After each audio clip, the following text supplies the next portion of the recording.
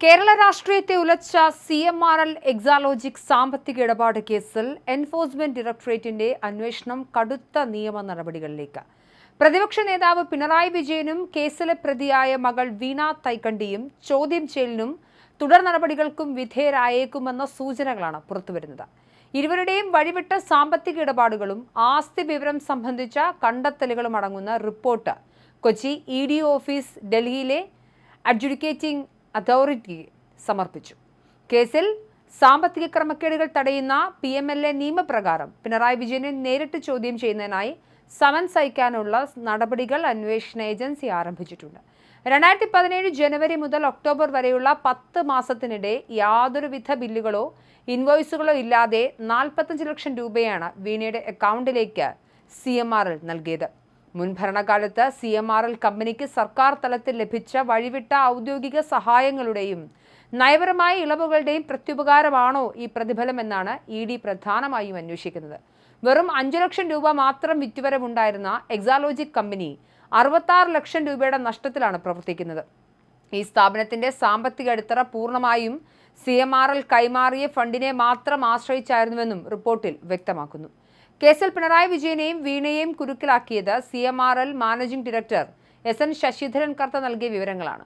2024 April 17 നൽകിയ മൊഴിയിൽ പിണറായി വിജയനുമായുള്ള വ്യക്തിപരമായ സൗഹൃദത്തിന്റെ പേരിൽ മാത്രമാണ് വീണയ്ക്കും എക്സാലോജിക്കിനും തങ്ങൾ തുക നൽകിയതെന്ന് കർത്ത വെളിപ്പെടുത്തിയിരുന്നു.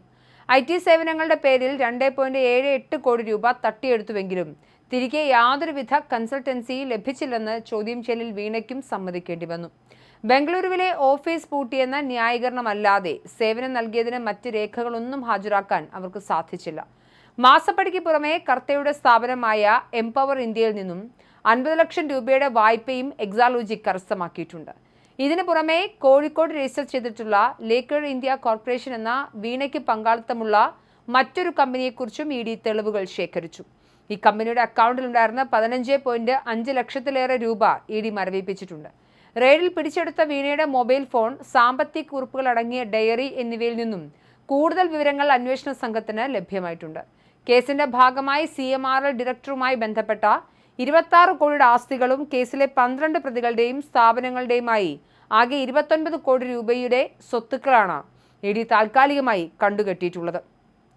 അഡ്ജുഡിക്കേറ്റിംഗ് അതോറിറ്റിയുടെ ഉത്തരവ് ലഭിക്കുന്നതോടെ ഇത് പൂർണ്ണമായി കണ്ടുകെട്ടും.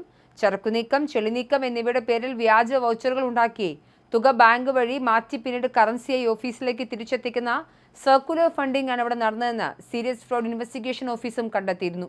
139 കോടിയുടെ വ്യാജ ചെലവുകളാണ് ഇതിനായി നിർമ്മിച്ചത്. സർക്കുലർ ഫണ്ടിങ്ങിലൂടെ സമാഹരിച്ച 13.32 കോടി രൂപ ശശിധരൻ കർത്തയും മരുമകൻ അനിൽ ആനന്ദ പണിക്കരും ചേർന്ന് ദുബായിലേക്ക് കടത്തിയതായും റിപ്പോർട്ടിൽ സൂചനയുണ്ട്. ഒരു ലിസ്റ്റഡ് കമ്പനിയായിട്ടും പൊതു ഓഹരി ഉടമകളിൽ നിന്നും മറച്ചുവെച്ചായിരുന്നു ഈ തിരിമറി. ഡൽഹിയിലെ അതോറിറ്റി റിപ്പോർട്ട് അംഗീകരിക്കുന്നതോടെ മുൻ മുഖ്യമന്ത്രി പിണറായി വിജയനെയും വീണയെയും കസ്റ്റഡിയിൽ ചോദ്യം ചെയ്യുന്നടക്കമുള്ള ഘട്ടത്തിലേക്ക് കേസന്വേഷണം നീങ്ങും.